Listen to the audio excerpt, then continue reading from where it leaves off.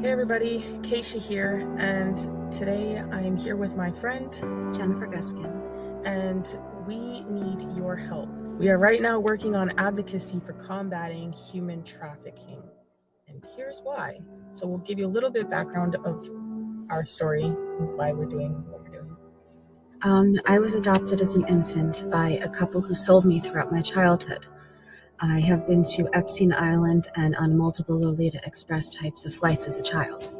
After I went public, Child Protective Services opened a substance-exposed newborn case, even though all tests came back negative, and they told me that if I wouldn't stop posting on social media, I would never see my daughter again.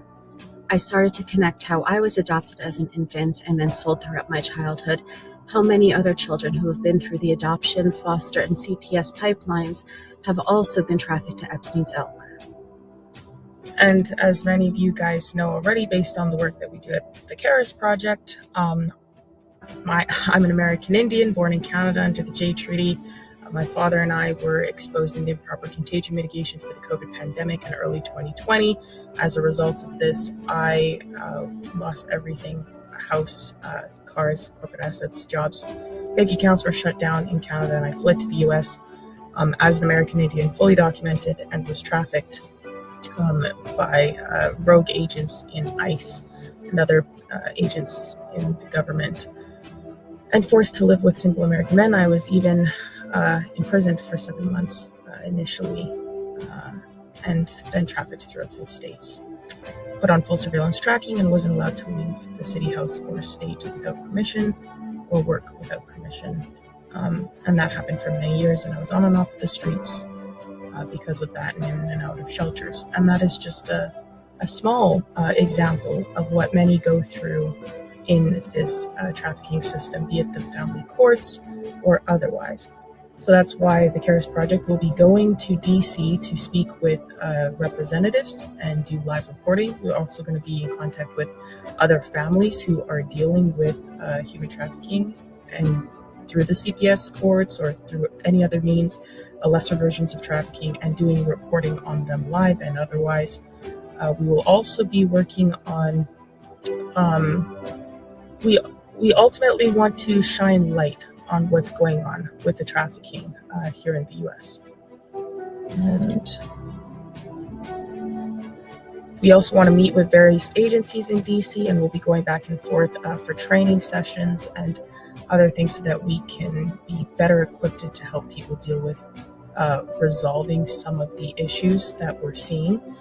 We will also be putting forth petitions in government to help people get justice, and that's something that we have been working on already so far. We have some petitions that have recently been filed in the state of Colorado, Michigan, Texas, and Arizona, and we will be continuing. But we can't do this on our own. We will be traveling to events and training courses, as well as DC on a consistent basis. We also have to get acceptable equipment, such as computers, cameras, interview gear, etc. There will be other miscellaneous costs that would also be like gas, food, and rooms if necessary. So that is why we are working towards combating human trafficking, and that is exactly why we need your help. We cannot do this alone, and most what the Karis Project does is on its own dime. And so we do love and appreciate each and every one of you that support us and all the work that we do. As many of you know, we also live stream on Lindell TV every day.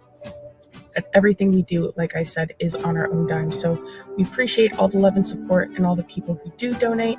And we would very much love and appreciate that still. Thank you everybody for your time and considerations.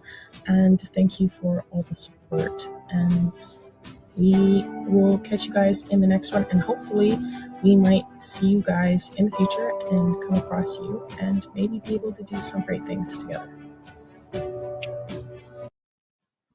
Hello, everybody, and welcome to the Karis Project podcast. And today we have with us again Mary Knight. We are going to be talking a little bit about, a lot about the power dynamic, but I will let you ladies first and introduce yourself and just give us a little bit about the power dynamic. Well, yeah. Hi, as Dale said, I'm Mary Knight, and I am a former sex worker and madam. I've been retired now for about 14 years, and I have been with my current husband for 11 years. So I left that life behind, and now I am a best-selling author, and I'm a dating and relationship coach. And mainly, my focus is talking about masculine and feminine energy and how men and women are different. Right? We are very, very different.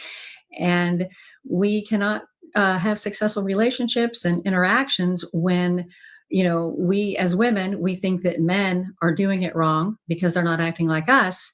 And then men cannot have successful interactions with women when they think that women are doing it wrong because they're not acting like men. And part of what's going on with all of this is it creates this weird power dynamic in a marriage.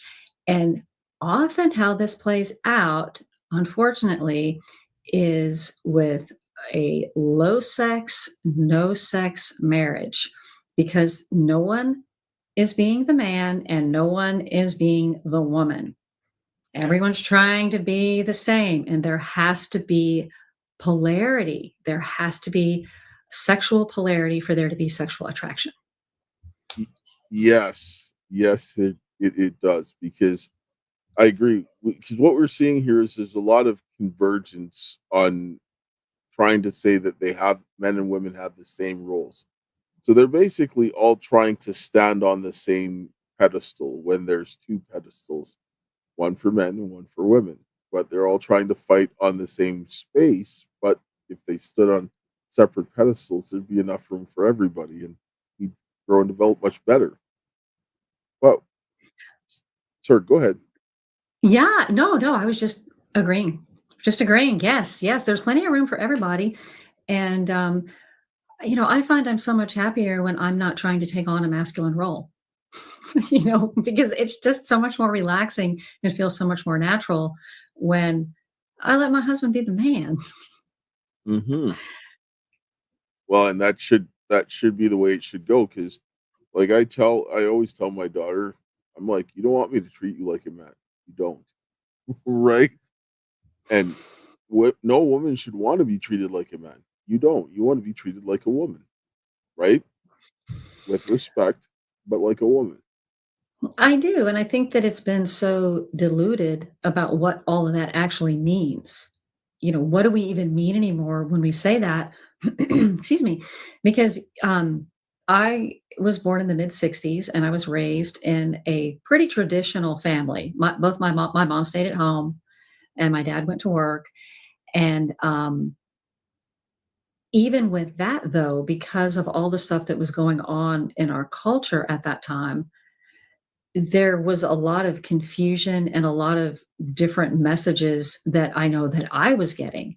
And because my dad wanted to be a good dad and my mom wanted to be a good mom, they were just kind of going along with some of this cultural messaging and wanting to be loving and wanting to be open. They didn't really take a firm stand, even though that's the way they were living their lives, was very traditional. So I did have a lot of, kind of mixed messages growing up myself, like a lot of children of the '70s did. It's like I'm supposed to, I was supposed to want a career. I was supposed to want, and I never did. I never wanted that. I just wanted to be a mom. Just want to get married and have kids. And I know it just sounds so it's like that's what I wanted. And now for the first time in a long time, I don't feel like I have to apologize for that. Not that I ever did, but people are like, "Yeah, yeah, that's right. That's the right thing. You were onto something." Yes, and that's one of the things that we were told is that you had to women had to have careers. This is one of the things that ended up changing quite often is that they said that women didn't have to be in the home, and in fact they were shamed for doing it, right? It Mhm. wasn't like they were given a choice. They were like, okay, if you don't do this, then you suck. And that's really not the message that should have been put there. It should have been like, well, that's a respectable thing, because when I was growing up, I mean, it was women that stayed home were shamed. they were literally shamed. They were like, "Oh, you're just a housewife." What do you mean? Like, you know what I mean? So is that Just a housewife. What do you do all day? You have you're in your feather high-heeled slippers with your feet up eating bonbons, right? That's what a housewife does. But well, in our neighborhood or where I grew up, and I grew up in Louisiana and Texas, so it was more conservative than a lot of other states.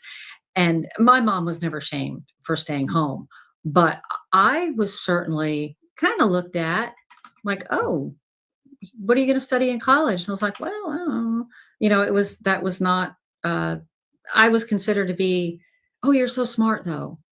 You're so smart. So I was considered to be lost, like I was a lost soul because I didn't wanna go to college. yeah, and what people ended up failing to realize, there was a lot of manipulation that was done for that, because the way the economy came out after the war was done, artificially, because before that there was a big depression before the war happened, right? And then the war happened, and then things were great, and then life changed, and so women were sitting at home and not doing as much, because a lot of traditionally women would have businesses that they did, and they would work with their children, and they would do work at home and generate money. Now they could stick up their feet, but it's like, what is it? My grandmother used to say that the idle hands and idle feet, like that's basically the devil's playground. So you're gonna Mhm. have unrest if the kids are grown and you're sitting at home doing nothing, right? You'd be like, why am I here? Yeah, but my kids are grown and gone, and I'm a grandma, and it's just me and my husband in our house, me and a dog, and, it's like I always have something to do around this dang house. I mean, come on. you know, Landscaping and just well, I do like to decorate and paint. So I always have some kind of project going on here. So I don't know how I used to do it with kids. I don't know how I got anything done with a house full of kids. But some people weren't doing anything. Like, it's what I'm saying. Like, I've talked to people, and some of the people weren't doing much, right? Not everybody would do that. Not everybody could afford to do it, and some people don't like doing nothing because, I mean, but there was still Yeah.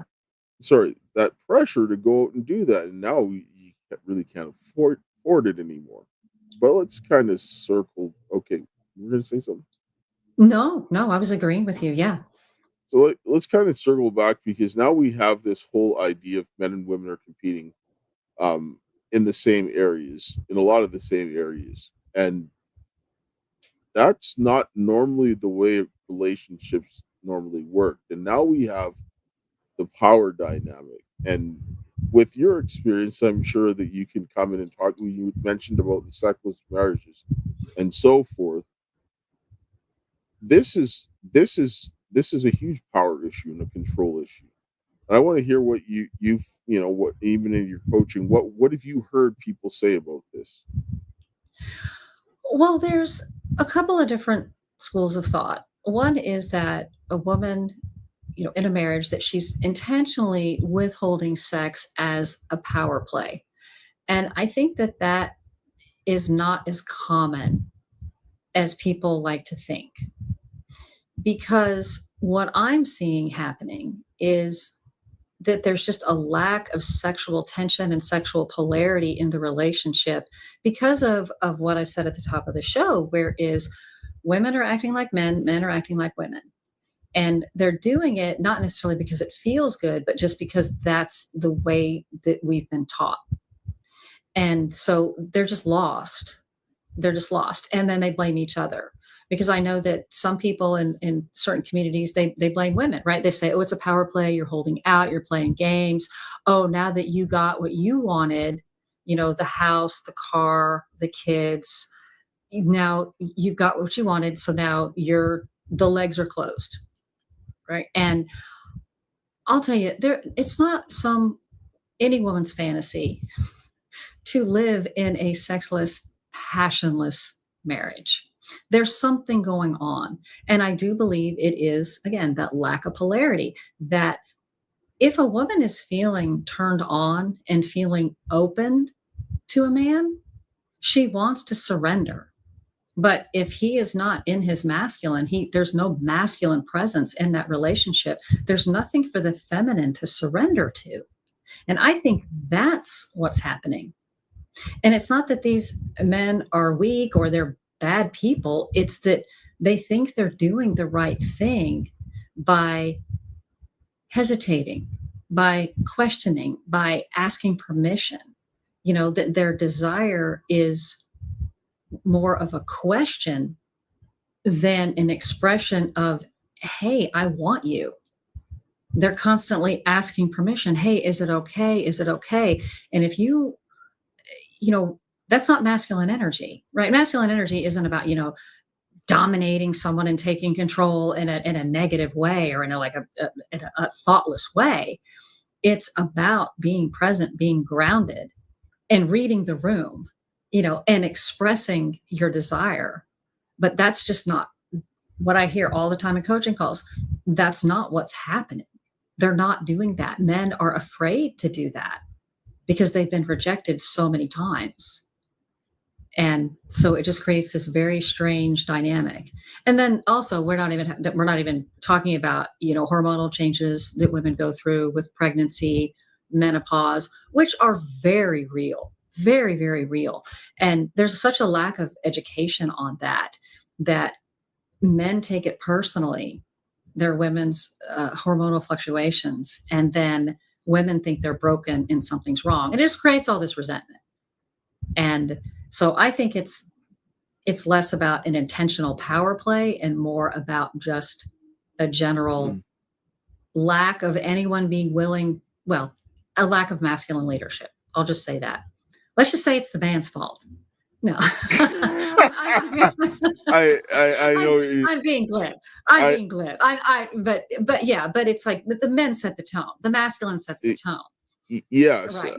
Well, and it's not necessarily that they're always using the sex to be vengeful, but it's like, I'm not getting what I want. And it's like, why should you get what you want? So you get the man that's going in and he's not getting his needs met. She's not getting her needs met. Then they have a problem. But then what is happening is the men are looking for the women to solve the problems, which I'm like, no, dude, no. Mm-hmm. Right? Like, don't get me wrong, there are some cases that women they're just next level and they just choose to do wrong, but that's not most of the time, right? Most women want to get something in a certain way, and they want to get their needs met, but they don't know how to get it out of the man. They don't. Like, I watch women do this and it doesn't get the right results, because then the man will just start getting angry in the way that she wants to get what she wants from him. But the man needs to be the one to deal with this and initiate it so that she will respond, because he's designed to be the leader and to speak by his actions. But when a man there is getting, he's getting inside of his head, it becomes, then he begins to, he's like falling down and he can't get up. Right. And then is expecting the woman to pick him up instead of getting himself up. Right. Yeah.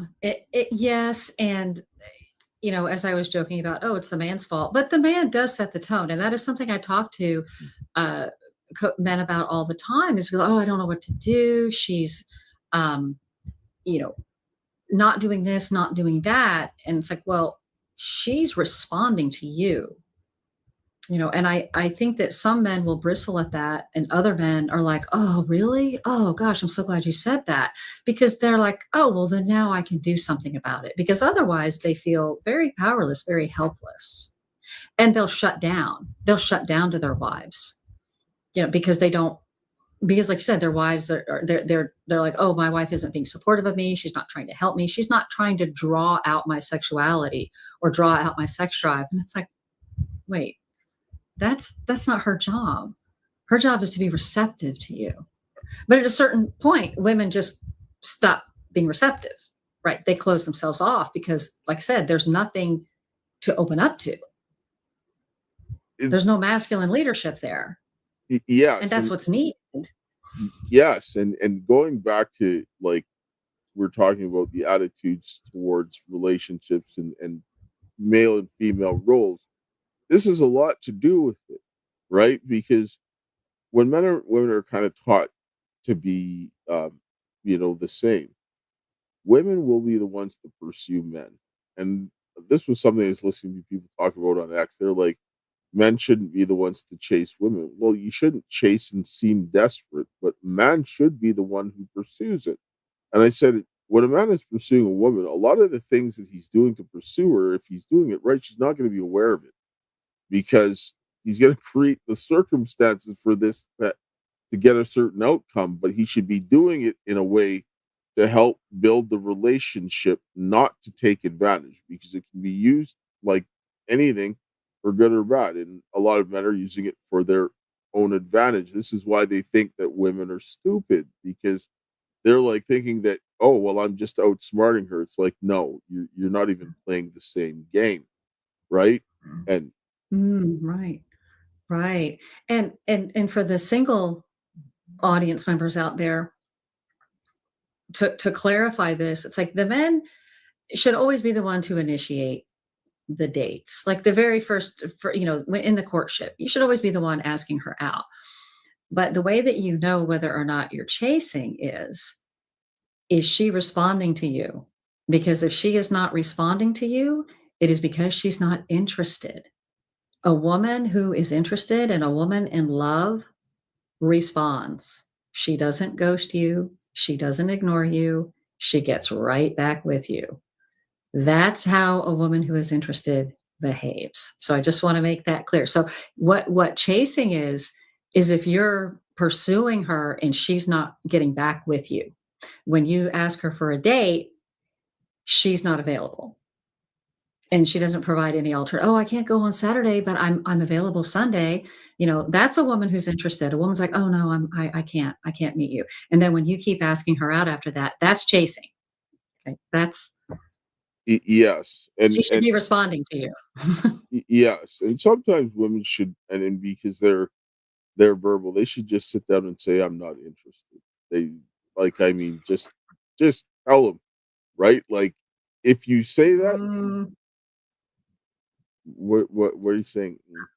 I'm saying that is not feminine energy, though, for a woman to be so direct. Usually women, the way that we communicate is by saying, "Oh, no, I'm not available that night," and then not saying anything else. It's like, "Oh, okay." That's your answer right there, because a woman interested will offer alternatives. She'll use her words for that. Um, and a lot of times women are covert communicators. Yes, they are. We respond our response, no response is a response. That's what I'm saying. Now, I'm the kind of woman, I am a direct communicator. And so I would say, I'm finding that, I'm just not interested. Like I would, and it wasn't easy though, because I didn't want to hurt someone's feelings. Yes, So that's why I said, because that's asking a lot of some women. because a lot of these guys, they mean, like, the reason being is that we're kind of in muddy water. And normally, yes, I would say sit down and do this, but some of these guys, they don't get it. They don't, right? And they're, unfortunately, because of, I mean, there's a long list of reasons, because we have women that are acting too masculine or trying to replicate what they think is too masculine, and they are men that they're try to get them to act more feminine, which is not the case and shouldn't. What needs to be done is that they kind of need to separate, but when they push them together, this creates more of this struggle, because you're all trying to do the same things in saying that, okay, we both fit in this little narrow path, and this is what we have to be, and then we're going to just fight because we're going to be thinking that the other person should be just like me, and they're not. Right? And then Right. it creates a problem. But I mean, I'm going to pull a clip up, because this is uh where is this is one thing that I instructed my daughter, because I always wanted to have a son first, because I'm like, okay, you can look after your sisters, if anybody messes with them, right? But then I had daughters first, and I was like, oh Jesus, I Right. I'm gonna have to rethink this one, right? Because I I'm a guy. I see what a lot of guys do, and I'm like, okay, so how do I prepare my daughter for this?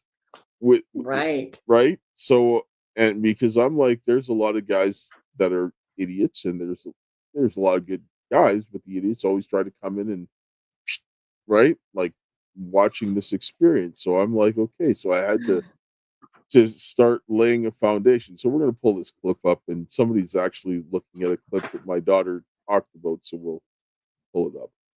Okay. All right, let's load the first piece of media that we're going to use, and we'll kind of just listen to it, and then I'll give my feedback on what I think. So let's go. My dad raised me to understand that men play chess and women play checkers, so that they have a completely different line of thinking than women do. And I didn't really used to like understand what he was talking about, but as I got older, I did, and especially the last couple of years, I see in real time every day men creating circumstances for things that women don't see, whether it be positive or negative. And men are meant to do that, he said, because they are the leaders in the home. So they're supposed to create the circumstances for their family's success. And they do that by chess. And it happens completely unbeknownst to women because we just don't think in that way. And that's a good thing. Like they have a very like a strong ability to compartmentalize and so that they can keep going in difficult situations and hardships that chisel them rather than cripple women, right? You know what? I actually agree with that, and I think what to take away from that mainly is that as a father or mother, maybe we do have to have conversations with our sons and daughters earlier, and they may not understand it at the time. They may not understand what you're talking about, but having those foundational conversations where you take them through a road of which they can see how a man thinks. Just a lot of the time, men feel like we don't want to speak because we just lead by example, and we just think people are going to watch what we're doing and copy, and then that's the job. Sometimes, especially in today's age, where like there's so much other ways in which people can digest information, maybe we are supposed to sit down with our daughters and say, listen, this is how a man's supposed to be, this is how we think, this is why we think that way, and that building that block early will help your daughters and the mother to the son as well, so that they're not simping. That like end of the day, there's nothing wrong with spending money on your woman and whatever, but make sure she's grateful, make sure she understands, like, and you have your priorities in place before you start doing that. Don't just, because any idiot can have money and just give money away, but you have to teach your daughters how to not fall for that trap of, even though he's just giving you money, what else does he do for you? Does he stimulate your mind, your body, your soul? Like, it's those sort of conversations rather than just, oh, he bought me a bag, let me fuck him. Because if you do that, you're just a pussy who can move on to another person from. So you're just something he can just give you money, bang, next person give money, bang. But once you have substance, once you teach your daughters to be able to bring peace to a man, then it becomes a better lesson learned. And the same for men.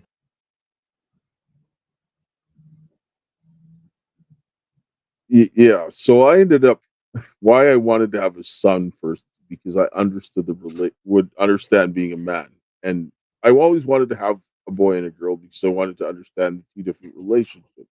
But I had a girl first, so and I watched my mother with my sisters and so forth, and watch women with their daughters, watch women with children. I knew I couldn't do that because I was around kids, and I don't I don't process the information the same way. Women will read the feelings of a child because, and they need to please the child. And women who I want to please more is because they have to pacify babies. And women, it comes more natural to women than it does to men. And because you have that bond with a child and all that stuff. So for me, I had to study my daughter like nobody's business and watch everything that she did and how she reacted. And it taught me even to, like, I had to deal with my sisters and my mother and so forth. But it taught me to an even deeper level when I had a daughter that I had to raise on my own to figure out what I was doing. Because I'm like I'm like, I know I don't know how you think, because from she's little, She was doing stuff that made no sense to me, but I had to figure that out. So I had to take a very different approach.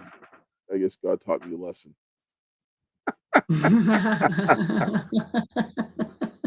Thoughts? um well said by both people, right? By the host and by your daughter. Yeah. Well, by the response clip. Yeah. Yeah. And I think it's interesting, what he said too is to teach your daughters that it's not to focus on the material, because just because a man is giving you things doesn't mean that he loves you. And then to the men, he was saying, don't just be giving women things if they're not showing some kind of gratitude or some kind of appreciation. So the caution there was don't be superficial. Don't get so caught up in the superficial. And I think that, I mean, that's been a message that parents have had to tell their kids throughout all time. But I think that, like, what you told your daughter was so important these days. It wasn't something maybe that had to be said out loud maybe 100 years ago, 150 years ago, just because of the roles are so different now. Yes. And Women, we just saw examples of that all the time of how, yeah, men are playing chess, women are playing checkers. And yeah, it's just different. that's that's the whole point. It was just like, I'm not like you. And you're not like me, because she's like, well, I've tried to do what you're doing. I'm like, you're a girl. I get it. You're my child. You're looking up, and all you see is a father. But I'm like, you can't do what I do. I said, if you do that, you're going to drive yourself nuts, because I know that I can't do what women do.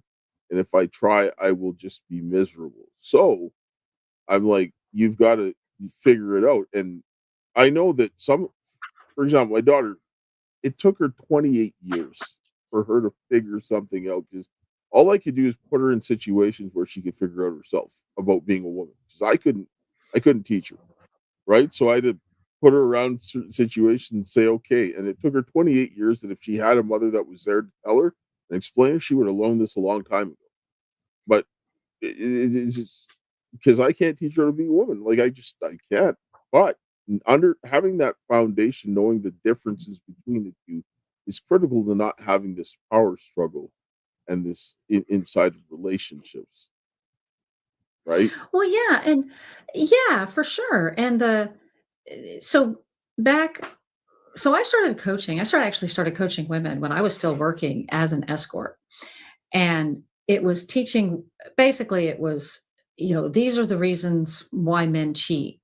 And these are the things you can do to prevent it from happening. Because men would tell me why they were there with me instead of at home with their wives, where they belonged.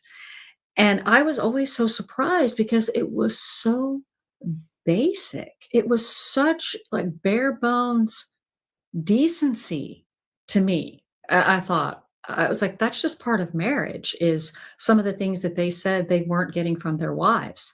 And a lot of it was sex.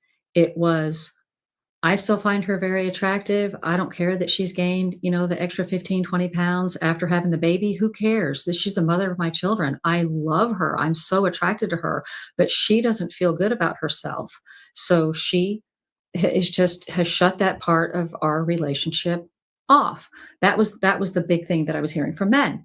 Um, what I was going to say is that, but for women, what they feel is the lack is of communication, right? They don't feel heard. They don't feel seen. They don't feel like their feelings matter to men. And so it's again, women wanting men to act like women, and men wanting women to act like men.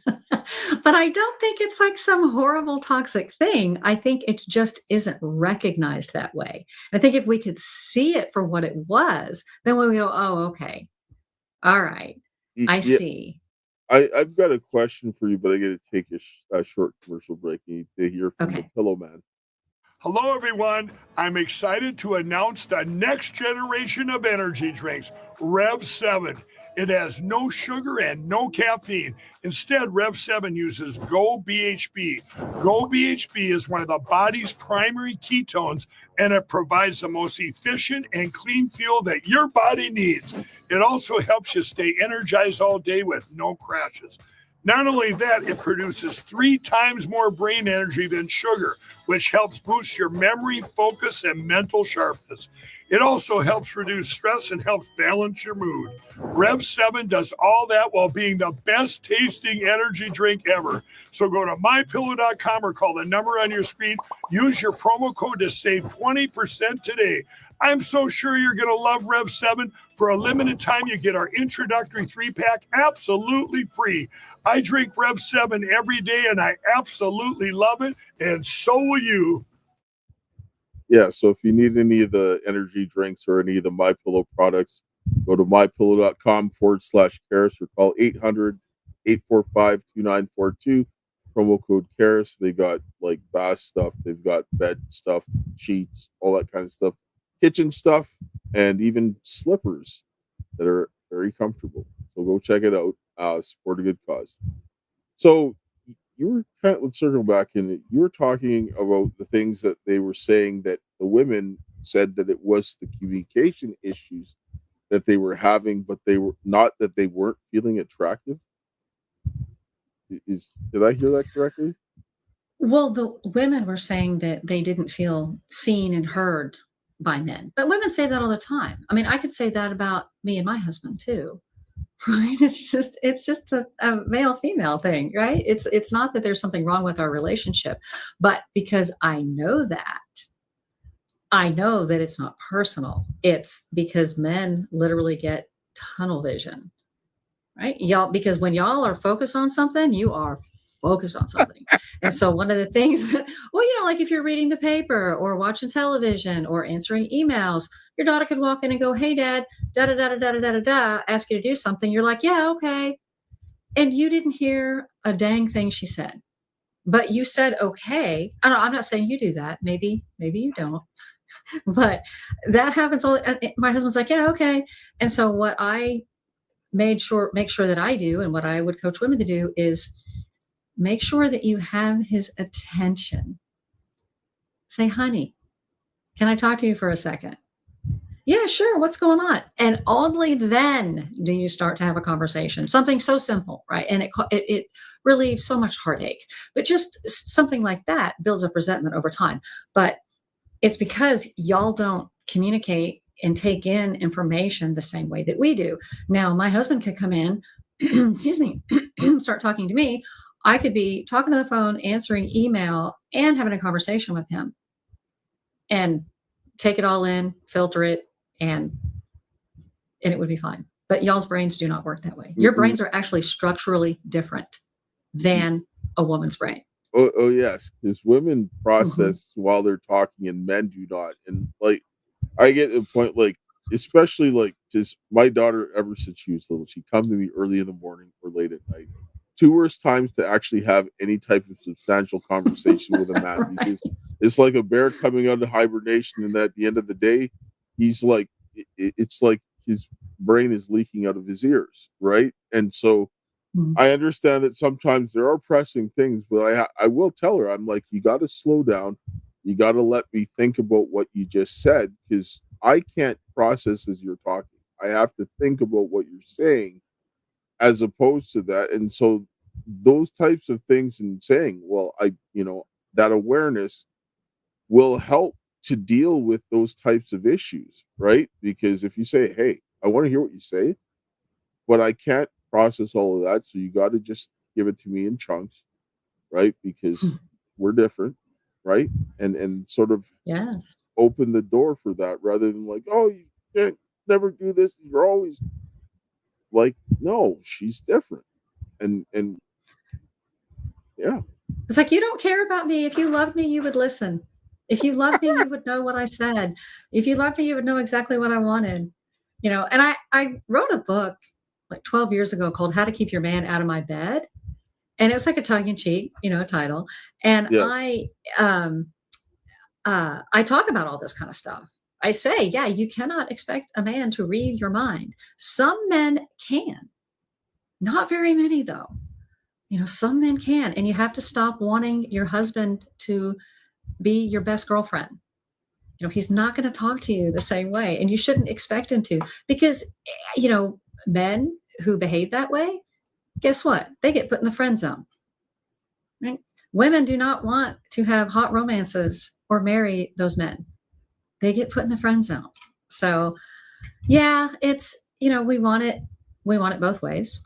But really what we want is we want to be seen, and we want to be heard, and we want to be held in that masculine energy, because that is something that masculine energy, that grounded masculine energy really does, is it sees the feminine and it hears the feminine in its way, in a way where we feel that from you. And it just means we have your undivided attention in certain moments. It doesn't mean that you're going to completely understand everything that's going on. That's not required, right? We just need to feel you. Yes. One thing I will say, that like when you get into the selection stage, some of the things that women look for are, I have to sit down and say, I'm like, you're letting men off too easy. And two, I mean, I would say that when I hear some of the things, just when I listen to women that have ended up having like strong male presence, the things they look for are different, right? Because they understand, like when they have a good relationship, say for example, with their father, and the father was very present and helped them to develop in certain areas, they're very different than girls who did not. Like if the father was absent, and it's worse if he was abusive, right? Like then that matrix is decision making is out the window. But what a lot of men need to do for the women are never going to understand how they do it. They're just going to experience it. And my daughter always tells me that women have to experience things in the moment in order to learn and understand, where men, we don't. We think many steps ahead, because we have to think about, in order for us to protect our families, we have to think this way. We can't be experience some tragedy that blows our family to pieces. We have to be able to foresee those things so that we can keep them away from it, right?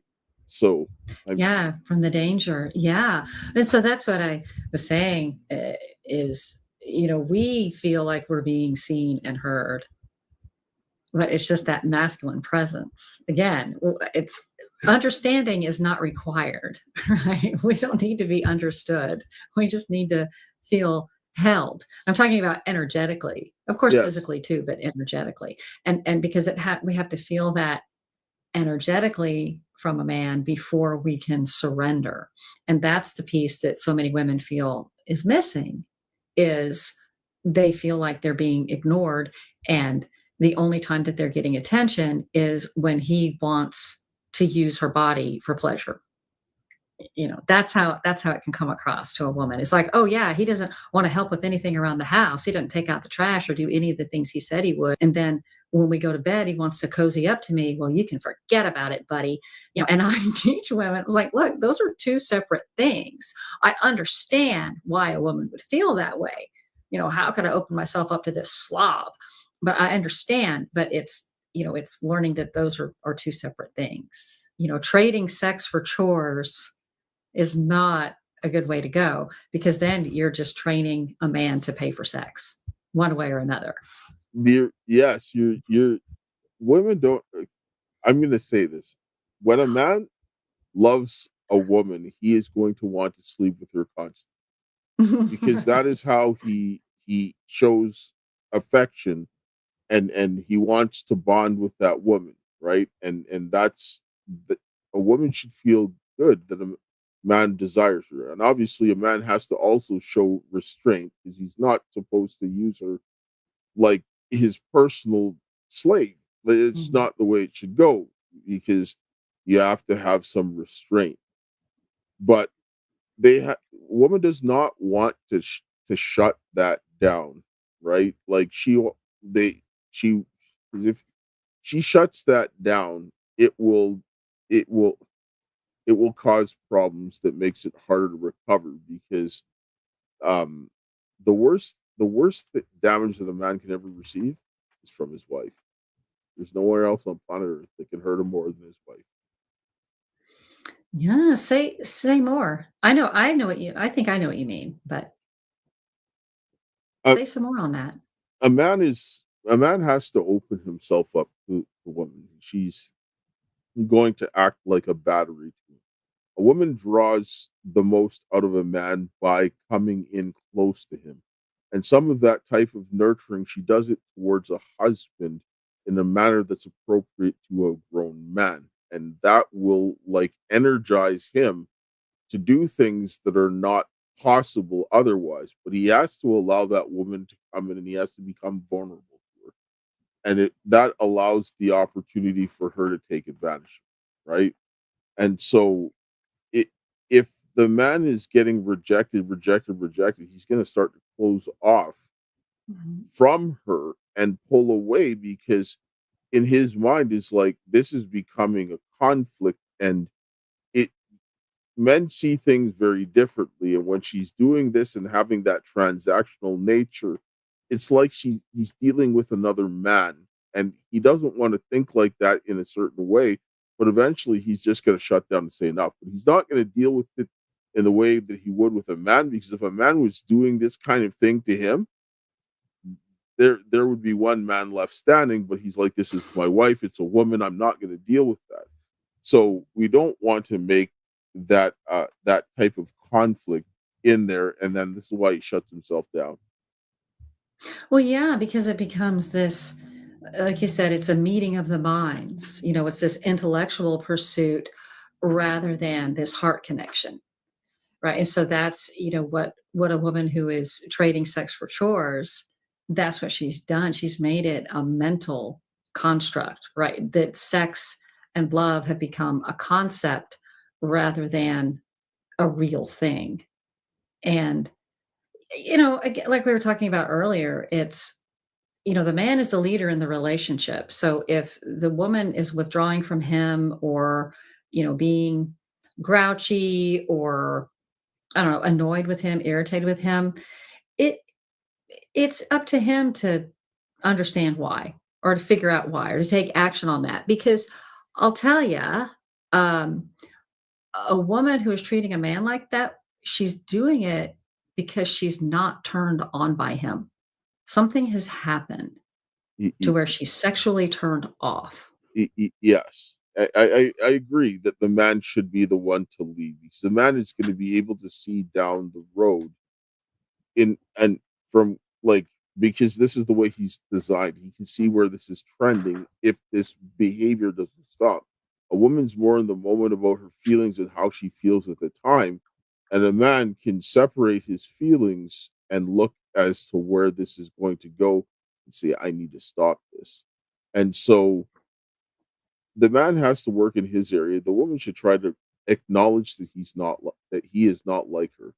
You might have all these feelings, but you have to remind yourself that your husband is not like you and your girlfriend, and understand that. You say, "I don't understand what you're doing," and there's no shame in saying that. Just say, "I don't know what you're doing. That doesn't make sense to me." Right? That's okay. But the man still has to be the one to set the tone, set the boundaries on where things are going. Because when a man throws up the hands in the air, that's where everything goes sideways because if the woman starts taking control, this is where things go badly very fast. When a woman takes control in a relationship, she doesn't respect the man. She can't. Right, right. Well, because she's taken on the masculine role. If she's Hmm. calling the shots, she's taking on the masculine role. And no woman that's in a healthy relationship, no healthy woman wants to be that, especially in the romantic department of the relationship. It doesn't mean that she doesn't initiate sometimes. It's not that, but just when you said that's a great image, the man throwing up his hands, and then now she's the masculine. Okay. She doesn't want that. Maybe she thought she did, but when she gets it, she doesn't want it. So I have a question for you, if I may ask. Yeah. So so many of the men that I talk to and coach, they have thrown up their hands. And so we talk about that, right? We talk Mhm. about that, oh, well, there's a masculine energy vacuum, coming from your side of the relationship. And what do you say about that? Like how because just from a man's perspective, it's so interesting to me that he's rejected by his wife. He wants to have sex with her. She said no. Not just once or twice, but this has gone on for 5 years.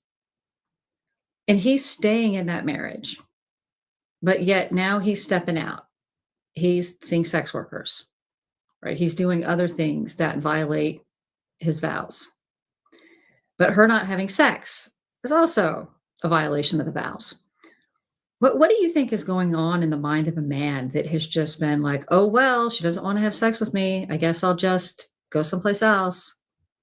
It I'm gonna say that that is the wrong thing to do because it's going to take a bad situation and make it worse. And I know that this is very difficult to deal with. Like the woman starving the man from sex, like you I mean, you could like smash him over the head with something. It would be he was like do anything else but that because that is how he wants to draw closer to you. And but the man should get up and do something to demonstrate that this is wrong. And he should, if he has to, if they're at the point where it's broken down, then get up and go and stay somewhere else for a little while and say, we need to figure things out. Mm, And I need to separate here for a second. I'll, stay at my brother's, whatever, so that I can sort things through because I want to be a good husband to you. I want you to be a good wife. But right now, we're having some issues but I said, everything is fine, but I want to figure it out so that I'm not going to aggravate you. You're not going to aggravate me. And I don't want to have this breakdown because I want to fix this and let that know it's better to do that because then when he's away, then she'll start to think about the things that were there when he was there. And obviously, if they have kids, then they come and do stuff with the kids. But he has to do something to show that that's the case. And I'm not saying that that's like in an extreme case, but in whatever the situation is, he has to do something by his actions to say that that's not acceptable and that maybe you need to rethink what you're doing because I'm not afraid to do what needs to be done in order to and if that means if you're do it because if you have children that is the worst thing that you can do to your children is put them in that situation, mhm. right? And men that stay for the children while the children are being witnessing this, they're doing the children a disservice. Better that they separate, work on things, and come back together because they'll be like, okay, my dad still loved my mother, but he got up and he separated so that they could have some better space for us and work on things and fix it and then come back rather than staying there because they'll have no respect for their father for doing that. Yeah, kids always seem to know what's going on. Hmm. Even if they may not be able to put words to it, they know something's off and it doesn't feel right. And then that's an example of what they have for a relationship, because it creates this tone, this atmosphere in the home. And if you grow up in that kind of atmosphere, then just because of the way our brains work and patterning, then you're going to go out, you're going to think, oh, this is the way life is, and this is what I'm supposed to have. And then you go, whether you want to or not, and then you replicate that yucky situation that's tense and loveless and whatever else is going on there. That the kids they pick up on things and they make up things too. Yes. We're going to get into this a little bit deeper. We have to take a short break. I mean, if you're watching on the LTV, it'll be the next day, but we're going to take a short break here. I'll close this segment here with prayer. When we'll come back, we're going to dig deeper into this because what we're the understanding of the power dynamic it starts from when you're young and what you witness and how this is done. And so the parents lay the foundation, and when they see that, that's important for them to teach the children on the right ways to deal with it and the wrong ways. Not saying even if you had a bad situation, it's not impossible to fix it. It's harder, but you're just gonna have to put in more work. That's just really the way it is. And as a man, time to buck up. All right, I'll close here with the prayer, and then we'll take a short break and be right back. Heavenly Father, Lord, we thank you for this day. We thank you for your love, grace, and mercy. We thank you for the hope that you have given us and the knowledge that we're discussing, and help someone that they would be able to learn from this and start asking questions, that people could start rebuilding their families, and that the men can take the leadership roles and help the women, and most of all, help the children, that they would have some security and love and protection in their homes, is my prayer. In Jesus' name, amen. Amen. All right, so we will see you guys on the live stream in a few minutes. We'll be right back.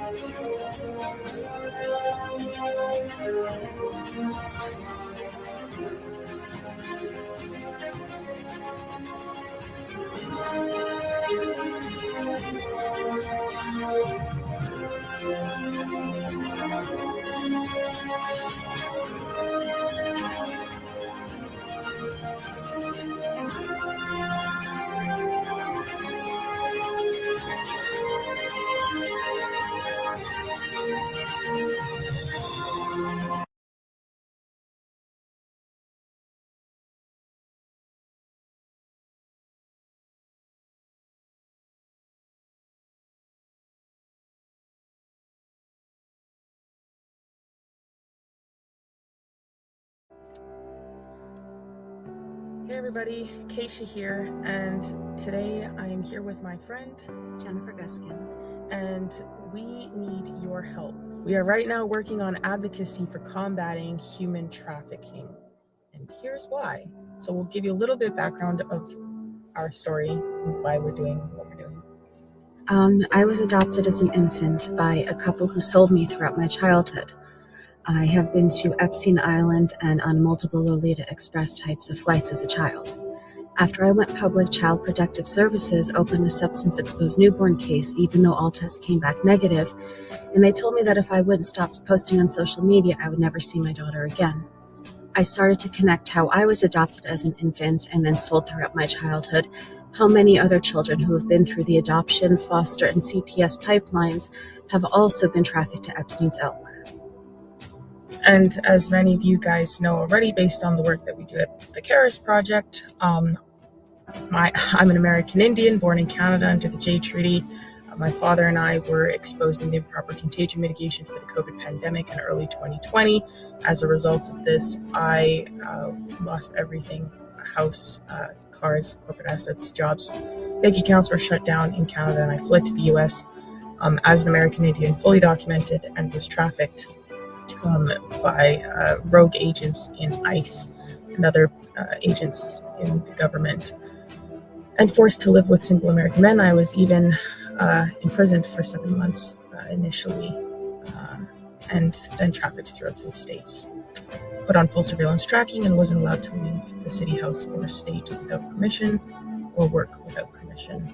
And that happened for many years, and I was on and off the streets because of that, and in and out of shelters. And that is just a small example of what many go through in this trafficking system, be it the family courts or otherwise.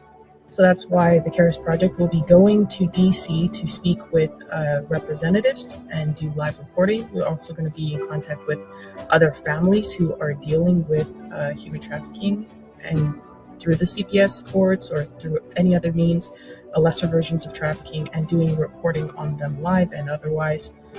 We will also be working on, we ultimately want to shine light on what's going on with the trafficking here in the US. And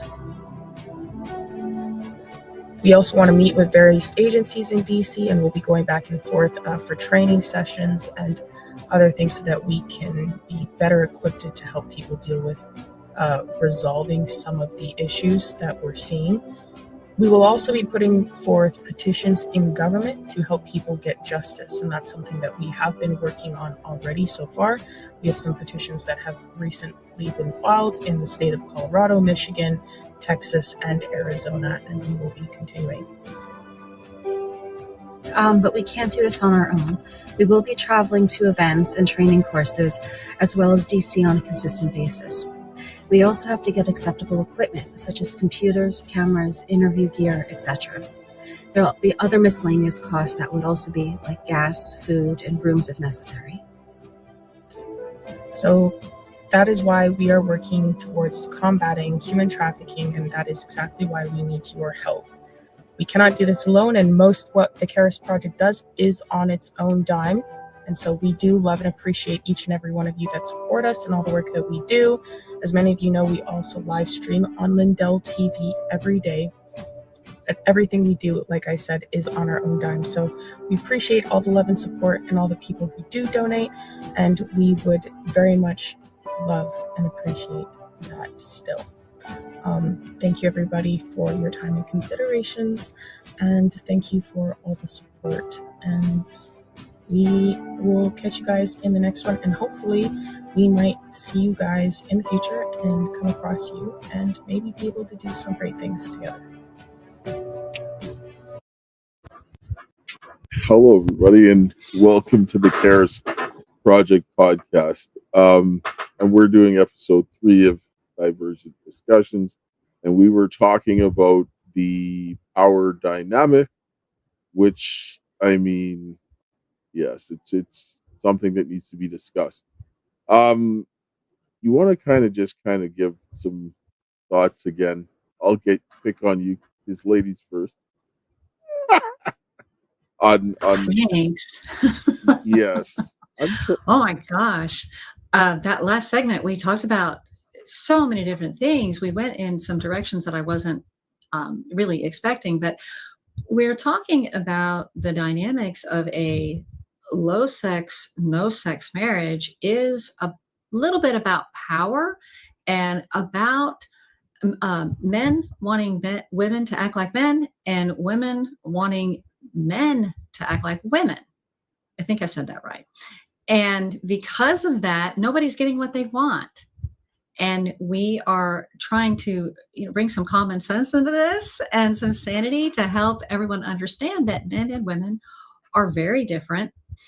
And it's an amazing thing. It's wonderful. And instead of trying to make each other the same and being angry and frustrated because, women aren't acting like men and men aren't acting like women, that we need to understand that there's a difference there because that's the way that we were created. And it's beautiful. And instead of fighting it, acknowledging it, celebrating it, having fun with it. And that can help us all have better marriages, right? And just have more harmonious lives in general. I agree. And one of the things is that when you have this kind of power dynamic and the issues like we were talking about, you begin to see that the relationship becomes transactional in nature. This is extremely bad for men to see this. Men, like, if you and women that are doing this, I ask you not to do this. Do what you need to do, because when it becomes transactional in nature, you're teaching a man to objectify a woman. You're teaching a man, and you're, like you said, you're correct. You're teaching him to go out and get a sex worker. You're conditioning him to do this, and he's valuing you is diminishing, and this is not what you want to do. And if you're doing this in the household and you have children, this is being reinforced to them, which is very bad. Which is why we want to deal with these issues, because they have unintended consequences, and the children are the ones who pick up on this and they suffer the most, right? Yeah, because whether we like it or not, whatever the tone of our household was growing up, that becomes our default emotional set point. Well, can't think of another way to put that, but that's what's happening is we're just used to feeling a certain way in a relationship. And so we may have these really great relationships with friends. We may have an incredible relationship with coworkers and with our bosses and even with our moms, our dads, our brothers or sisters. But then when it comes to that romantic partner, we automatically revert back to our childhood and we recreate that dynamic that was going on in the household. And it's not because there's something wrong with us or because we're broken or because we're wounded. It's because that's what our brains do. Our brains want to know two things. Is it safe or is it dangerous? And to our brain, safe means known and dangerous means unfamiliar. And that's why it's so hard to break a habit. That's why it's so hard to choose a really great partner if you grew up in a household where the tone was poor. There was just all kinds of, whether it was even if it wasn't abusive. It doesn't have to be physical abuse, mental abuse, verbal abuse. It could be that your parents never talked to each other, never argued. There was no affection, no closeness, no connection, no intimacy, no emotion. That's just as damaging. And it doesn't mean that you can't overcome these things and have a great relationship, even if you're married right now and things aren't going the way you want it to. It doesn't mean that it can't get better. It doesn't mean you can't fix this. Because a lot of times, once you have understanding and then you're willing to work on it, then you can move forward. So I love talking about this because it's a message of hope. Yeah, maybe you haven't had sex in 5 years, but it doesn't mean that you can't turn that around. I'm not saying it's going to be easy. Okay, let's not pretend it's going to be easy, but it can be done. You have to want to do it and be willing to put in the work and be vulnerable. Both parties, right? Yeah. Both parties have to be vulnerable. Yes. Yes. Little in different ways, but yes, they have to be vulnerable, because in doing that, you're going to gain strength. You can never have the most out of a relationship holding back. If you hold back, it will show. And when women hold back from men, they understand this. Unless they're completely like overwhelmed with other things, men will instinctively know this. We're designed to, because we're the ones who are there to fix problems. When a man throws his hands up in the air, he shows the woman by his actions that he can't solve the problem, and she thinks it's hopeless.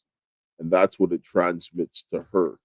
And then she's going to respond in kind. This is why the man, when it comes down to fixing a lot of the situations, more of the onus is on the man, because the man is the one who sets the tone for the entire household, right?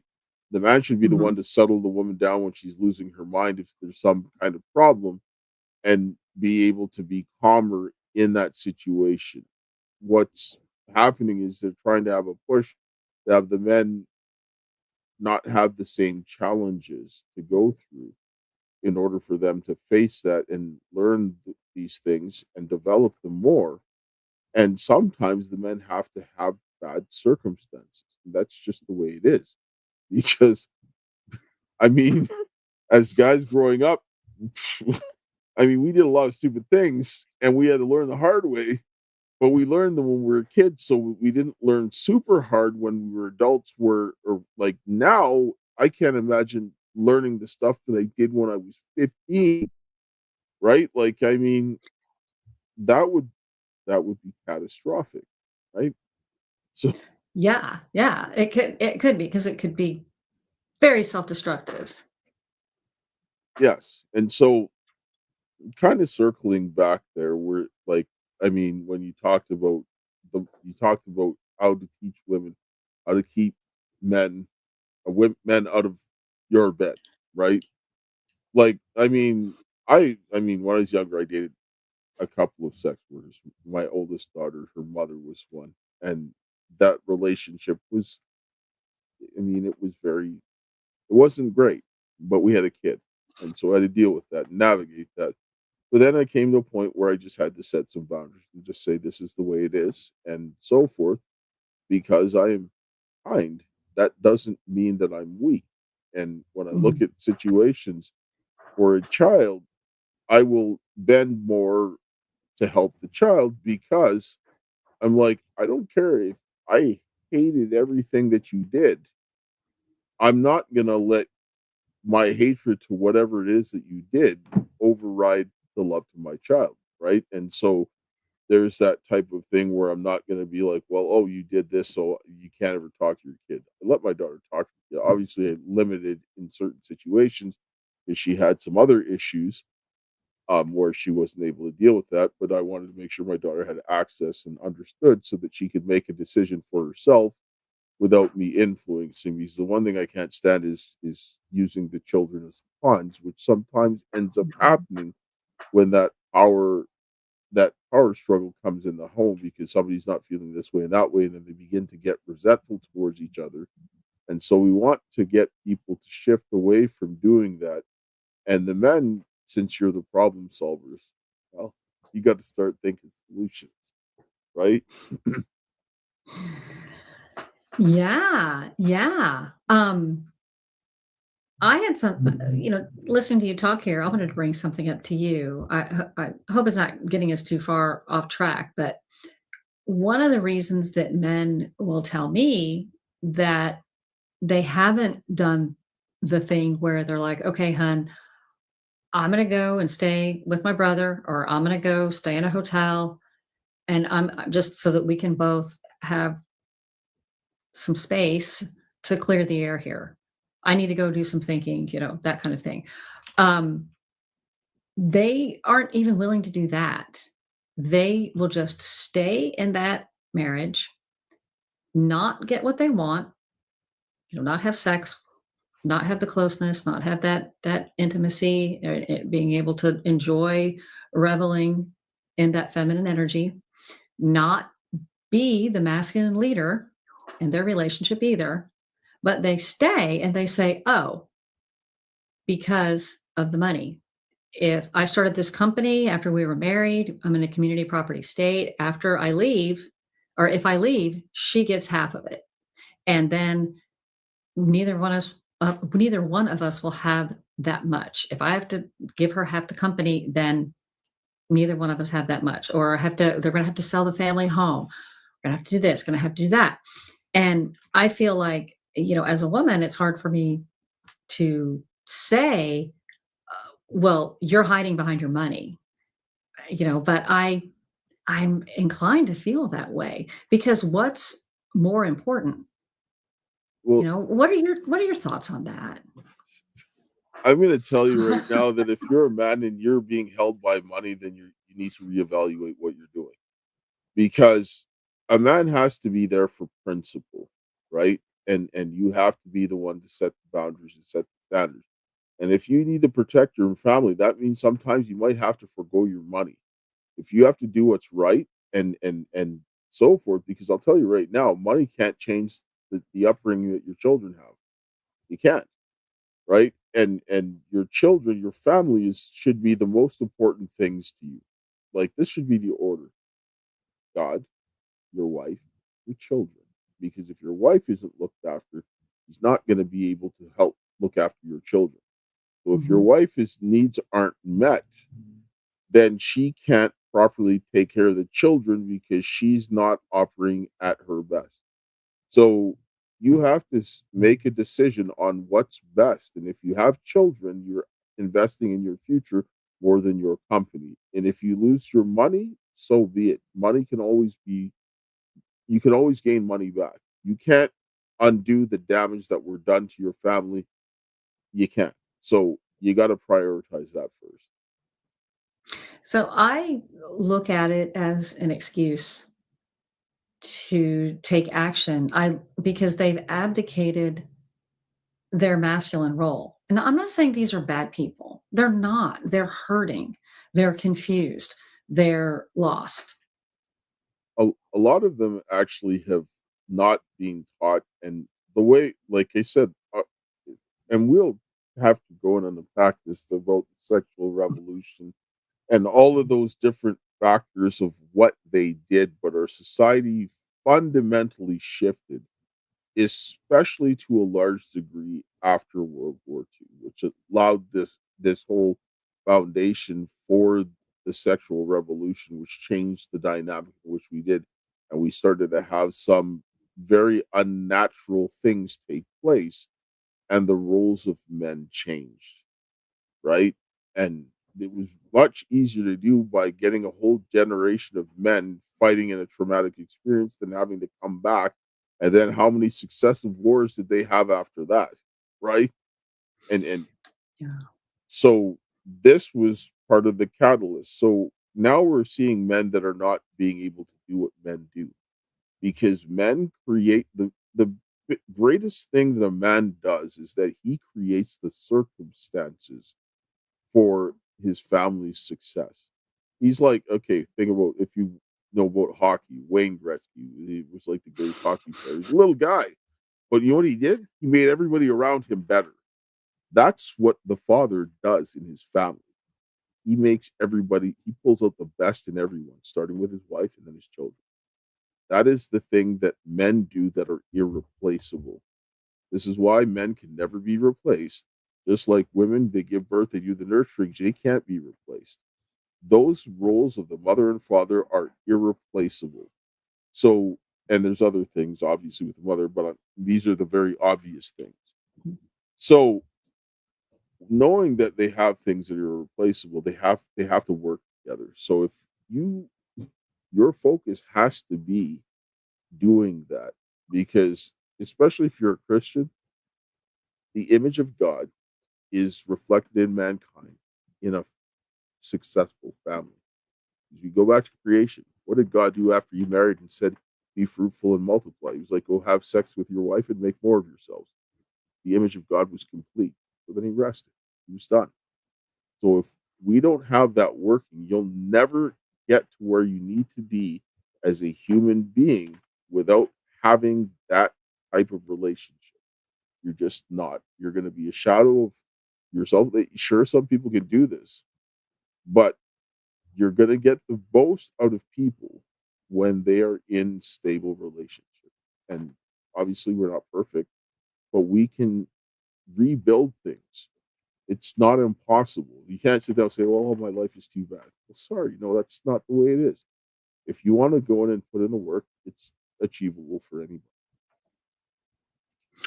So as you were talking, I was thinking of, excuse me, I was thinking of an episode I did on my channel, my YouTube channel.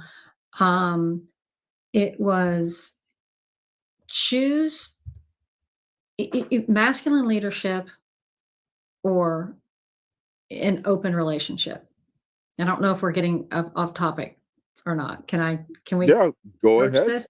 Okay. Yes. Because here's um what I've been encountering, not often, but sometimes in coaching calls, is a man will say to me, I don't want to protect, provide, or procreate.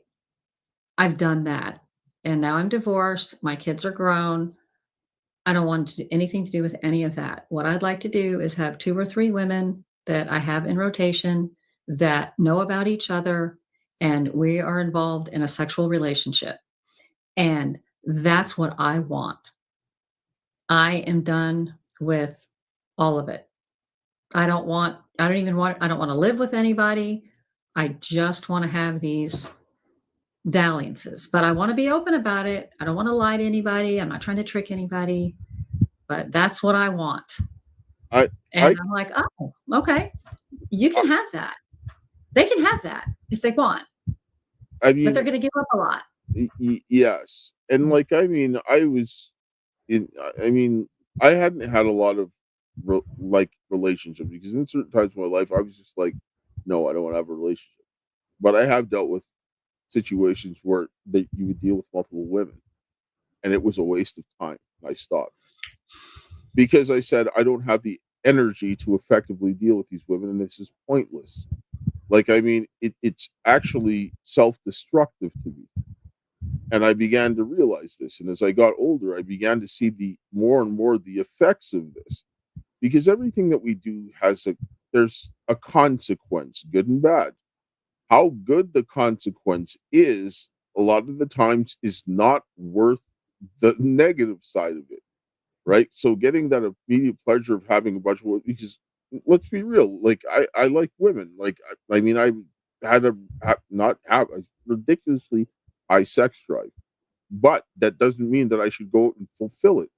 When I actually have more control over it and can direct it towards a woman, then I can use it and that focus on her to draw things out to help, because women will become more sexually active the more that they're emotionally fulfilled, right? Mhm. And obviously you want to have somebody that's somewhat compatible, like, or somebody that doesn't have any some type of or like physical or something wrong with them, like physically, that they can't continue to do this. That would be an incompatibility. But you also have to show restraint, because I'm not going to sit there. I can't spend my entire life sleeping with women as a man. It will take away from what I need to do, right? Because when you sit down and see that men that chase women and spend an inordinate amount of time doing this, you see it translate into other areas of their life. As men, we can't do that. We cannot do that. We won't be as productive as men.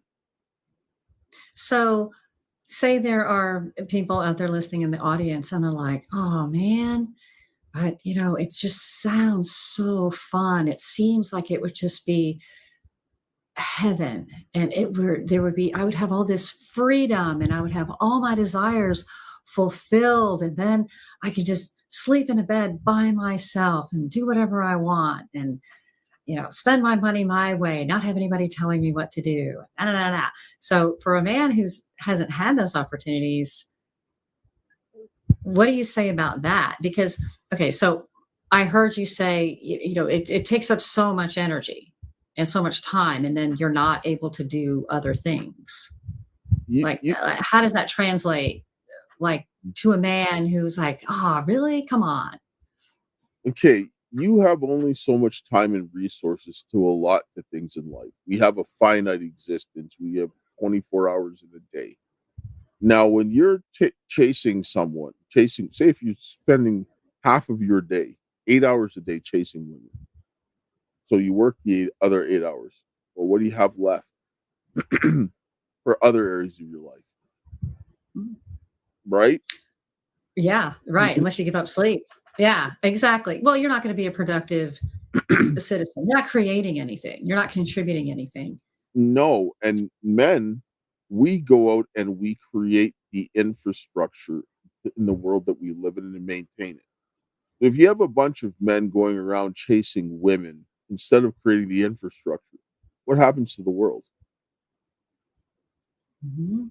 Right. Right. Well, in countries where testosterone is allowed to run rampant, where I'll just put it that way, where testosterone is allowed to run rampant, they don't have the infrastructure and the cities and the culture and the art that we do. If you think about that, because there's no check on that, because testosterone is actually so creative, right? And that is why we have roads and cities and libraries and museums, is because of testosterone. Like, I believe that 100%. And if you're just allowed to go out and fulfill the very, like, what is the word, like the very tiniest part of what your sex drive actually is and that sexual energy actually is for, then yeah, we're gonna live in mud huts, you know? You can go ahead and follow your penis, or you can use your brain. Your higher judgment centers, your judgment and reason, has to overcome any of your lower passion. Sexual urges are not where your judgment and reason centers are. They're not. So your judgment and reason has to override and say, okay, yes, I feel like I could rip through 50 women, but is that reasonable? What is that going to do for what I want? And if I have, for example, children or in a family, should I go after 50 women? No. Right? If I want to have children, maybe I should, like, having a bunch of children with 50 women is just going to compound your headaches. Like, I watch guys that did this and had a bunch of children with a bunch of women, and I'm like, I don't want your life. Sorry. Like, that's too much headaches. That is way too much headaches. Right? So, Well, it at is. what cost? That's what people have to begin, not think about right now, because if you think about just the here and now, rather than what's going to happen in the long term, you're operating no different than a drug addict. Especially if it's worse, way worse for a man than it is for a woman. Sure. Well, y'all's drive starts so early. So early. And I raised two sons, and I remember we would have conversations about that, and they were always just blown away by, I didn't even do anything. And here it is, and I would just talk to them and explain that's totally, that's part of nature, that will, as you mature, that you'll get all that under control. They were just felt a little bit worried, like, is there something wrong with me because this happened? It's like, no, you're fine. We're gonna take a short commercial break, and I'm gonna come back, and we're gonna, like what you just mentioned, I'm gonna bring a clip up that addresses this. All right. Hello, everyone. I'm excited to announce the next generation of energy drinks, Rev 7. It has no sugar and no caffeine. Instead, Rev 7 uses Go BHB. Go BHB is one of the body's primary ketones, and it provides the most efficient and clean fuel that your body needs. It also helps you stay energized all day with no crashes. Not only that, it produces 3 times more brain energy than sugar, which helps boost your memory, focus, and mental sharpness. It also helps reduce stress and helps balance your mood. Rev 7 does all that while being the best tasting energy drink ever. So go to MyPillow.com or call the number on your screen. Use your promo code to save 20% today.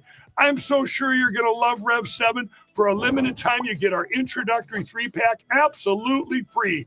I drink Rev 7 every day, and I absolutely love it, and so will you. All right. So if you go to mypillow.com/Harris, you can get any of the MyPillow products. I mean, if you want the energy drinks, they have pillows, bed stuff, bash.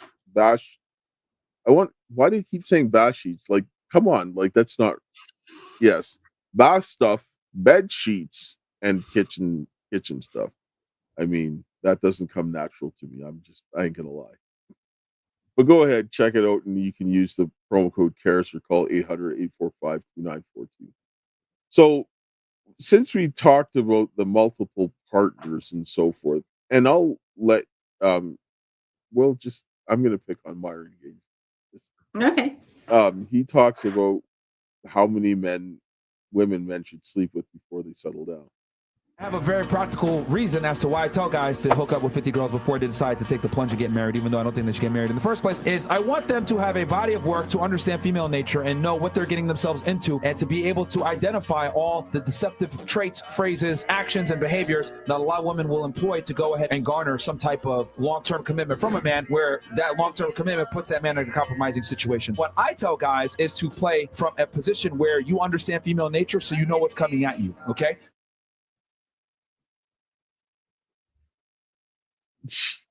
I mean, no. But he actually said it. He goes, I'm not even recommending that they get married. Right. Right. I don't know how you're going to learn about female nature if you're sleeping with 50 women, because how I mean, how old is he? What's he talking about? Because how do you have time to get to know women if you're going from woman to woman to woman, because all women aren't the same. I mean, I know we're talking about masculine energy and feminine energy, but he didn't say that. He said manipulative traits and da da da. So I guess he's assuming that women that will have sex with him are like a low quality, low character a person. So perhaps he needs to look to himself. Well, this okay. Like, I mean, this is what happens. Like, I used to go in clubs and stuff like that when I was younger, and I saw a lot of stuff. I saw a lot of people do stuff.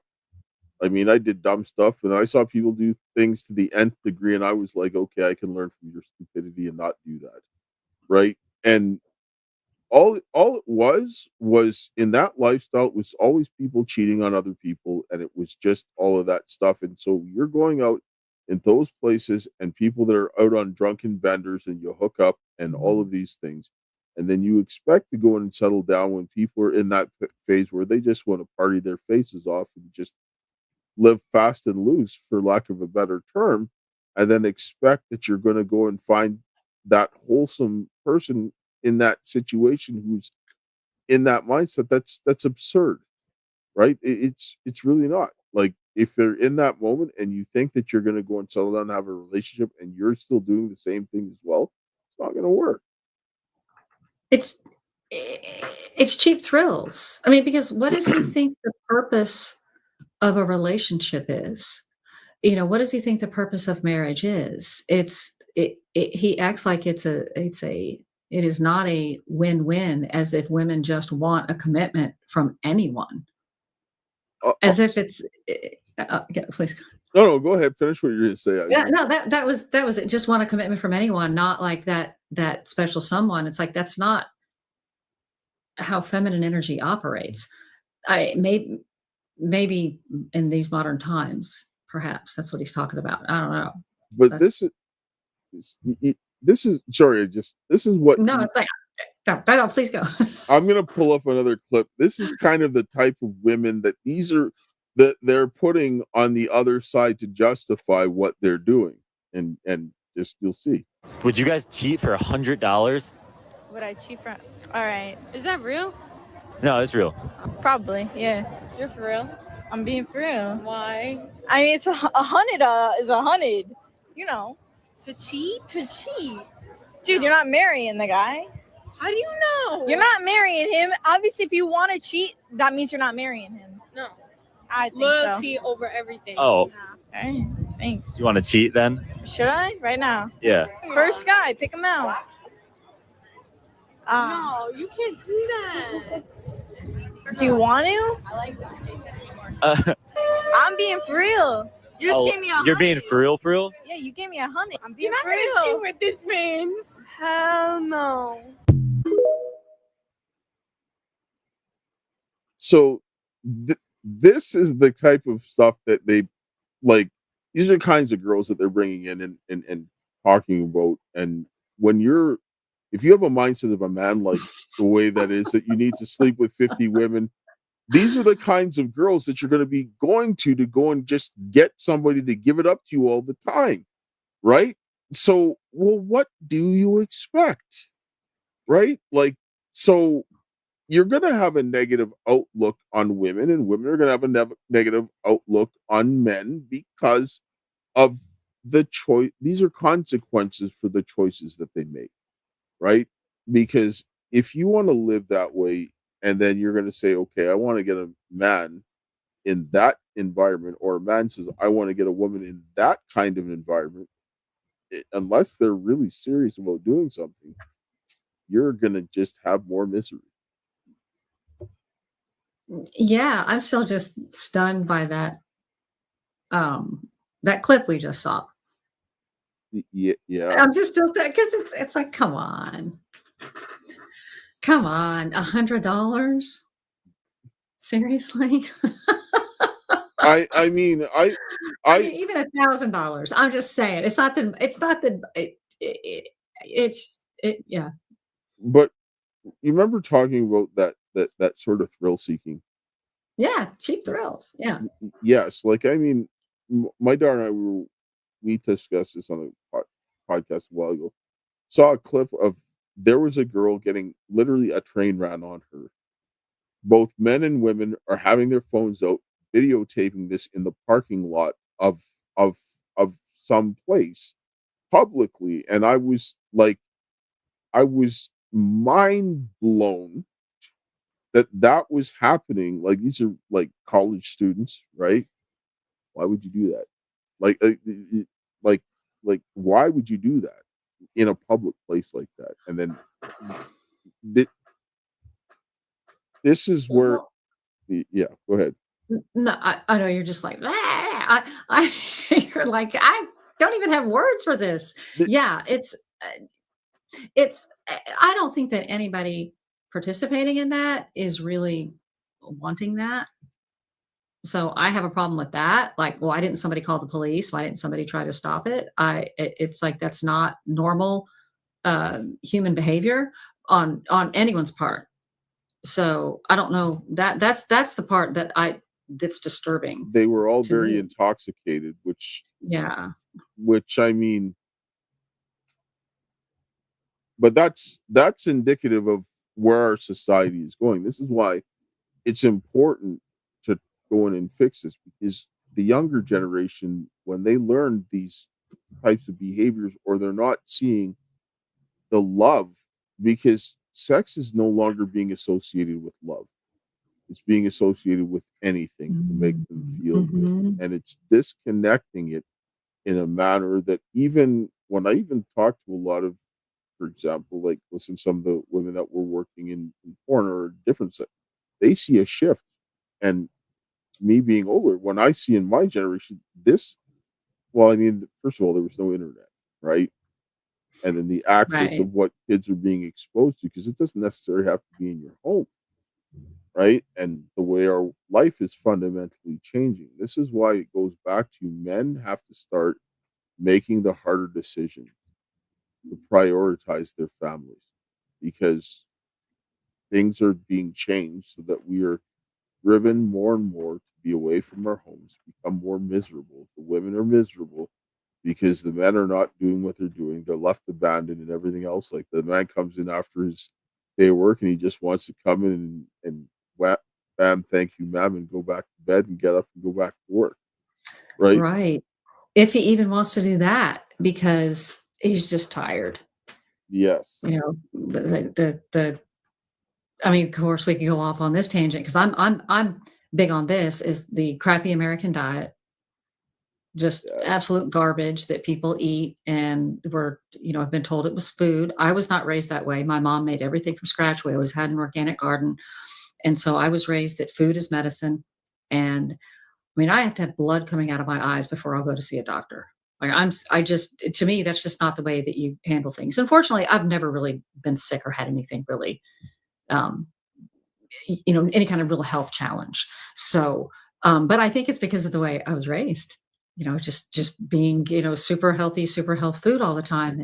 And, but so there's that too. So that kills sex drive. They say men's testosterone rates are lower. I mean, I know that this is like a different topic, but it's kind of, another reason for what we're talking about is like, why would a man abdicate his natural leadership role? Like that's how y'all are. That's what you do. It's part of your being. You actually said something very important there. That lowering testosterone rates is something. And this is why a lot of women want younger men because men are not demonstrating the male type of thing because of the lower testosterone. Because Mhm. like I look at I look at some of the men, and I'm just like I get irritated, and I understand what's happening with the younger ones because the challenges that were necessary for the men, they're taking them out of society. They are. Mhm. They're putting this push to make us like we're the same, and that's ripping apart the fabric of society. We need men to be men and women to be women, but the people that are going to have to fix this, these are the men. Like, there's no other way to do it. Women are not going to fix the problems that were created by men. They're just not. Well, as much as we women like to think so, we're not going to fix men. As much as we want to try, we're not going to be able to fix anyone but ourselves. And I feel like there's so many distractions, and it just goes back to it's a cultural thing, that we have so many distractions. We're being pulled in so many different directions. And sometimes people are just tired and just want to take the easy way, the easy route. We're going to have some fast food. We're going to sit in front of the TV or in front of our phones and get our dopamine that way instead of actually having to earn it. Like getting satisfaction out of long-term planning. And, oh, I know this art project I've been working on, or, painting a wall, stenciling, like the stencil walls in my home. I mean, that takes days, but I get such a charge out of it. And I can go for hours and hours and hours and hours without a break doing it because I just love it so much. Yes. And this is, you said something that was actually very key, and take a little time to unpack this, because men, especially men, we are wired to value what we work for. And the most fulfilling things in life come through hard work. And so if a man invests a lot of time in something, he treasures it. He doesn't care about the money that it costs. If he invested a lot of time in something, he will value it. So who should a man be investing the most in? His wife and his children. Because if he's not investing the most in his wife and his children, then he has to ask himself, what is he doing? Because when a man looks for a woman, yes, the beauty comes in and it becomes something that attracts him. But a man has to look at a woman. He looks at, what does she bring to the table? But it's not what he has.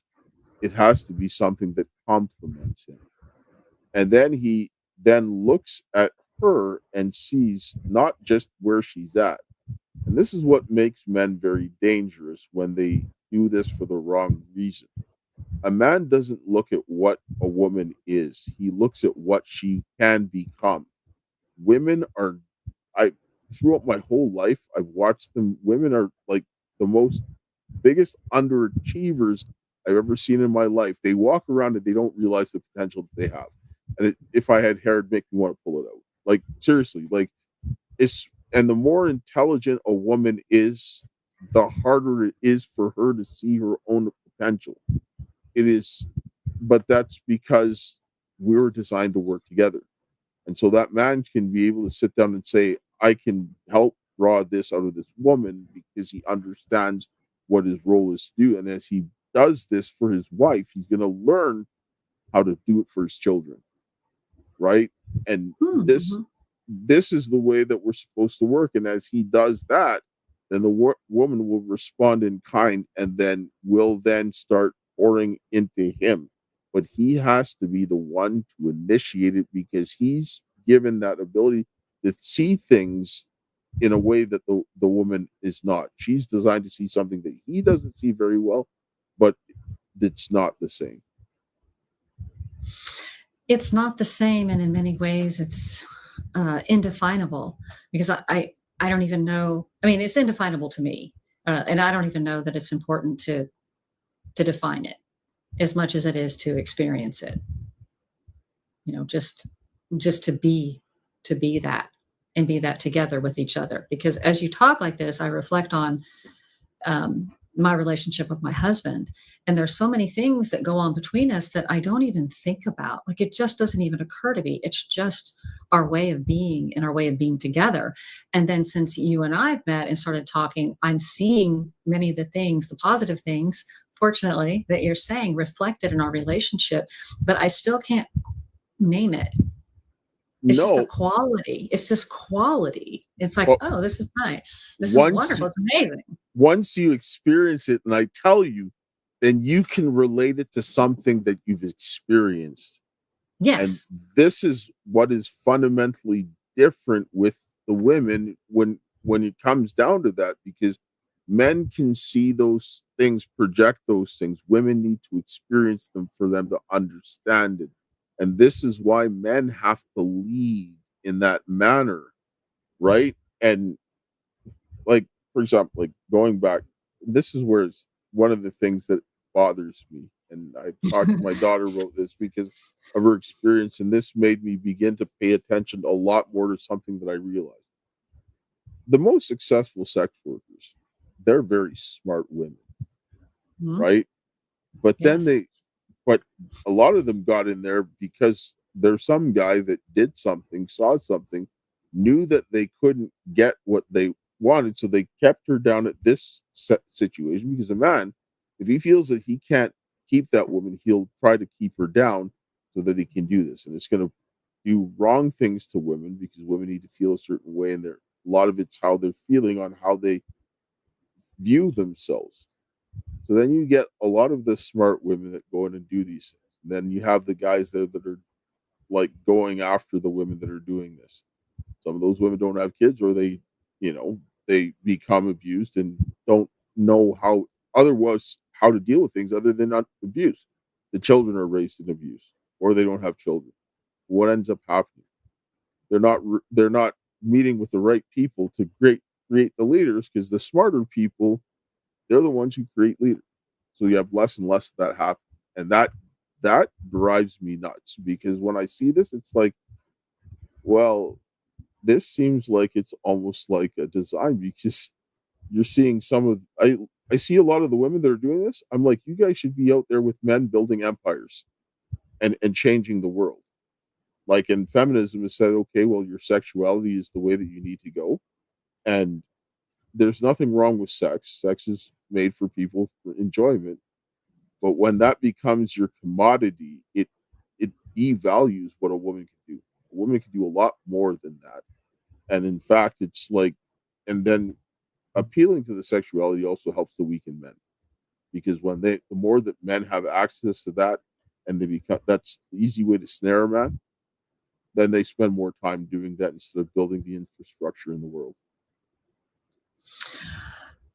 I agree with you. And because of my background as a sex worker and as a madam, I saw it from all sides. I got to really know clients on a different level, because when I was running my brothel, we called it a modeling studio. The men, I didn't see any clients. But I mean, I was the madam, right? I was running Yeah, things. So yeah. I was saying I would talk to the clients.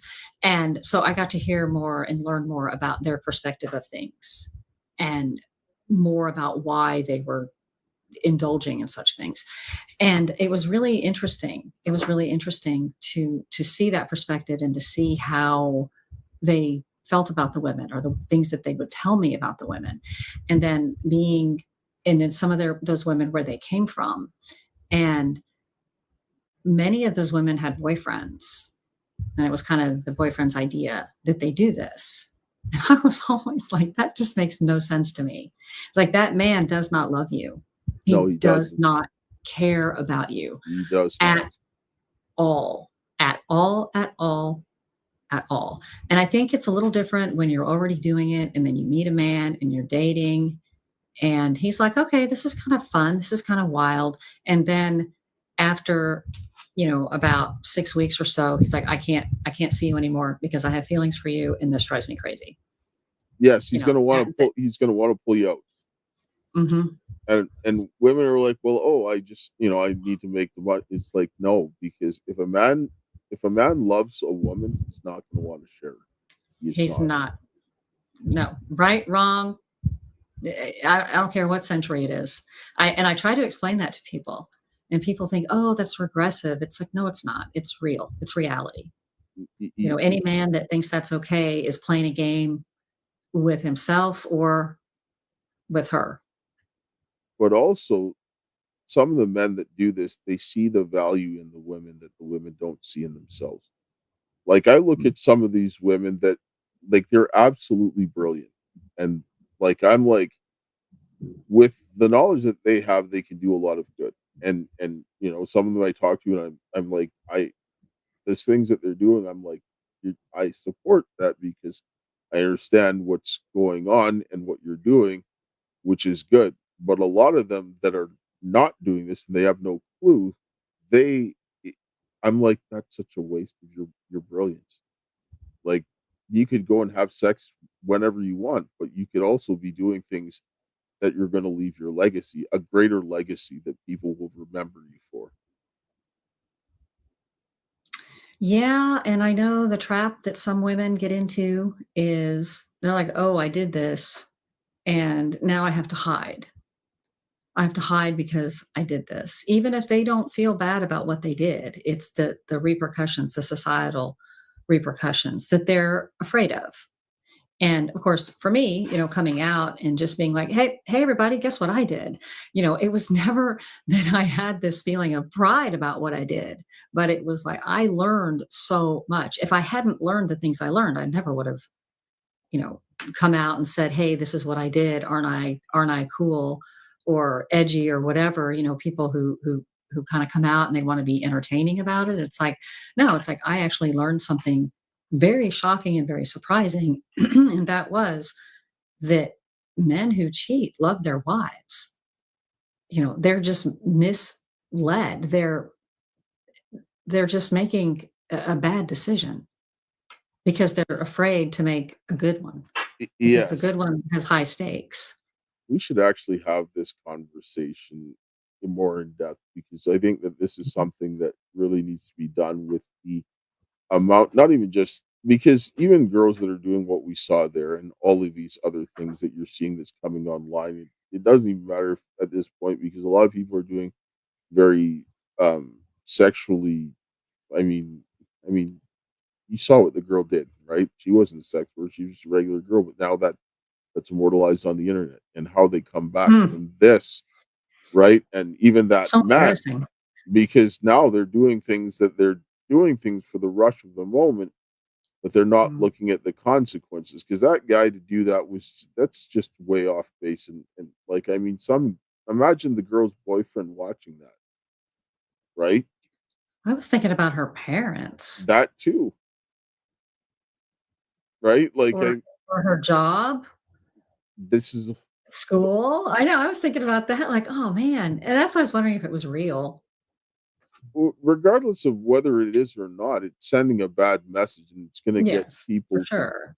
to do things because people are impressionable and so forth. Like, look at that when they were doing that Tide Pod challenge where people were eating Tide Pods. Like, I mean, that's ridiculous, and people were like, they were getting killed and sick and things like that.